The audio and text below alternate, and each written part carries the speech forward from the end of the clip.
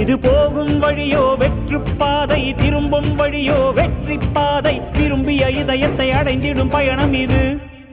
கடல் தாண்டும் பறவைக்கெல்லாம் வழியில் மரங்கள் கிடையாது, ஆனாலும் கண்டம் தாண்டும் சிறகுகள் வலிக்காது.